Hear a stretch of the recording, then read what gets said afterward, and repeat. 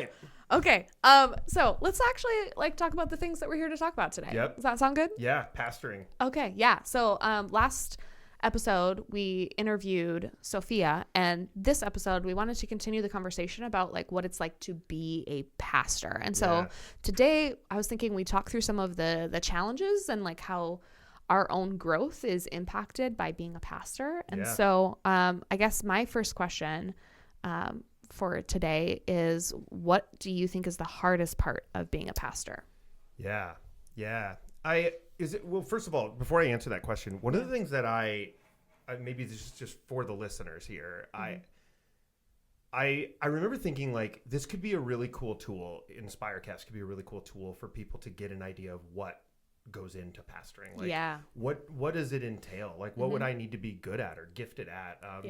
Because there's statistics in certain denominations, and not necessarily our denomination in the Wesleyan Church, but maybe some of the Reformed denominations in particular, where pastors are aging, where what's happening is in the next 5 years, significant portions of their pastoral leadership are going to be retiring, and they have not brought up a lot of younger leaders or younger pastors to take over the number of pastors that are retiring. And so it's creating a significant problem. And so the idea in a lot of ways to talk about this is not simply just to talk about pastoring, although I think it is really helpful for people to know these are the things that are awesome about pastoring and these are the things that are struggles, but really to know hey, is this something that you might be you're hey, I think I might be gifted at something like this. I think I might have that skill set or that passion.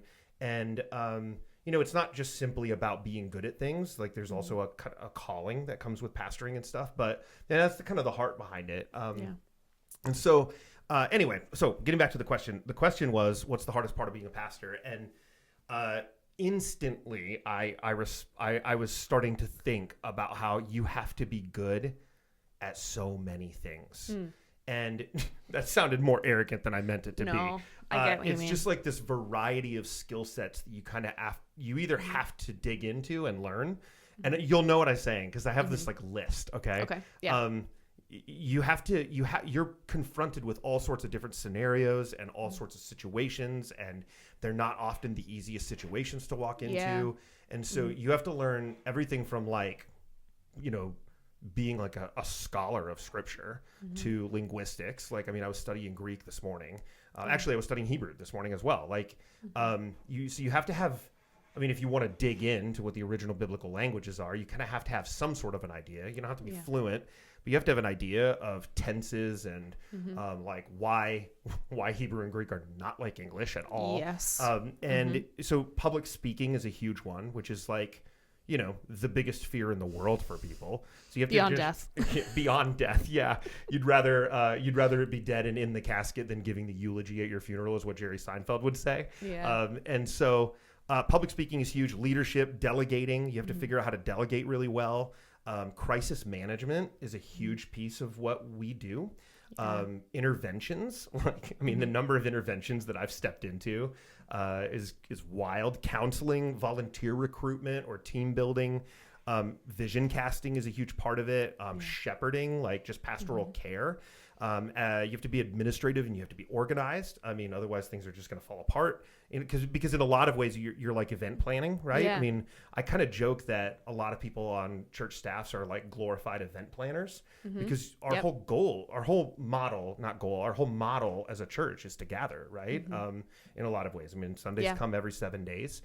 And you have to figure out how to safely bring people in and think about flow in your building and all that stuff. So event planning is huge. You have to be strong in people skills. Think about pastors who are not strong in people skills. They right? don't pastor very long they do or not. very many people. You have to be strategic. You have to be available in a lot of ways. That's one of the hardest parts of pastoring, right? Is just constant availability. And then you're always kind of walking into really tense and uncomfortable or awkward situations that you just have to learn over time. But on top of that, all this while being viewed under a microscope and you're living in a glass fishbowl where people are watching and they're checking to see how you're going to respond, and you have to be incredibly mature always in your Yeah. responses, right? Yeah. Or metered maybe. And you have to be mature in situations where people aren't always mature. Yeah.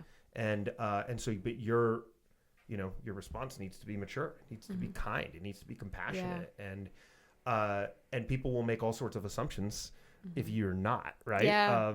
And so it's a collection of things that actually make it really difficult. I mean, there's a reason why clergy is like consistently amongst the top professions in burnout, right? Yeah. And so maybe that's the best way I would process that is you have to kind of be skilled or experienced or knowledgeable in all sorts of different ways. Yeah. Yeah. What about you? I don't think you're wrong, but I think that's not the hardest part for me. I think the hardest part for me is the way that it impacts your life outside of your work hours. So like for me, that's like, I can't, until I moved here and Jess became my hairstylist, I could not get a haircut. Like you just weren't available, you mean? No, not I'm that. sorry. I mean, like I couldn't get a haircut in peace. Let me put it that way. So like I would show up and then you sit there and people are like, oh, like, hi, like I'm your new hairdresser. And then they're like, what do you want to do today? And you start chatting, and then they ask you what you do. And like, I'm a pastor. And then you get a wide variety of responses. Yeah. So like I've had people like aggressively tell me everything that the church would look down on in their life and just like wait for me to like condemn them. Like I've literally had people like aggressively stand and be like, well, I live with my boyfriend and I'm not going to change that. And I'm like, I'm just here to get my hair cut, like I just want you to shampoo my hair.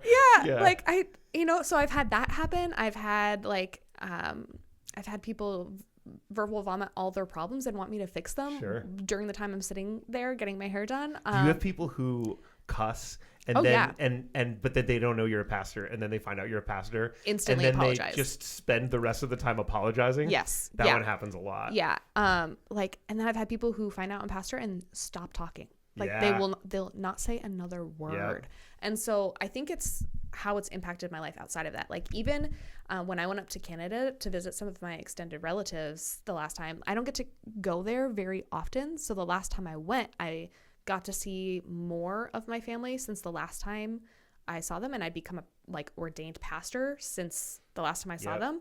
And there was like tons of apologizing for swearing. And I'm like, don't change who you are around me. That's stupid. Like just be you. And like I can navigate life, like I live in the world, like just we're called to live in the world, but not of the world. Right. So like it's not like I've never heard a cuss word before. So I think like not only the ability to just like function in society without like people predetermining because of the way other Christians have behaved with them or other pastors have behaved with them, they'll alter how they respond to you based on that, and just how it's impacted my ability to like make friends or my relationships with my family. Like oftentimes I become like the pastor for my family, and that's not always a good it's an interesting thing. Role to step into, you right? know? Yeah. So I think that's for me the hardest part of being a pastor, is just like the complete inability to move out of your role some of the time, if that makes sense. Well, yeah, I mean, it absolutely makes sense. And I think it goes back to what we were talking about in the last episode, where we are indebted to the service of others, right? And so when you think about what it means to have a debt, it's almost like you can't crawl out of the debt. You're kind of stuck in that debt when you have that debt. Yeah. And so that realization that we're actually indebted to serving others and we'll never kind of escape that debt is the reason why people kind of want the answers in that moment or want you to counsel them, whether that's your family or whether that's, your friends, or whether that's your hairdresser, or whether that's, on the weekend, or whether that's on a Sabbath day off or whatever. It is a very unique calling. I have a really good friend here at the church who's a doctor, and I've asked him lots of questions. It's not like he kind of just started with this. I mean, he wasn't complaining, but I was like, hey, what is being a doctor like? Like, are you able to go to like Meijer and shop and not have people ask all sorts of like medical related questions or like, Yeah. you know, pull up my chart and, Yeah. you know, give them their lab results and, Oh, no. you know, or like, hey, can I Yeah. just talk to you for a second? Because Yeah. that happens a lot with pastoring, and Yeah. it's really not a problem. And that's actually what's interesting, Sadie, is it sounds like if as I'm typing all this out and going, okay, I have to be good at this and good at this. And, you know, it's hard to escape in your daily life. Yeah. What's wild is can't imagine doing anything else. Yeah. Right. Yep. So like, Yeah. and I bet you feel that same way. Yeah. It's like, well, it's a calling. Like, That's why the job isn't the hard part.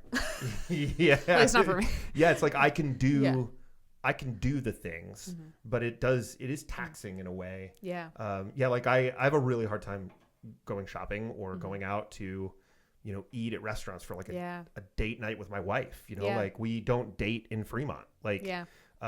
That makes sense. we have to leave, right? Because we'll be at a restaurant and then all of a sudden surrounded by people from our church, which is amazing. Yep. I love that, but also feels like you kind of, you know, you can't just be yourself with your spouse, you know? Yeah. And so anyway, but it's interesting how like, we're like, well, we'll take all of it because that's what we feel called to do. So,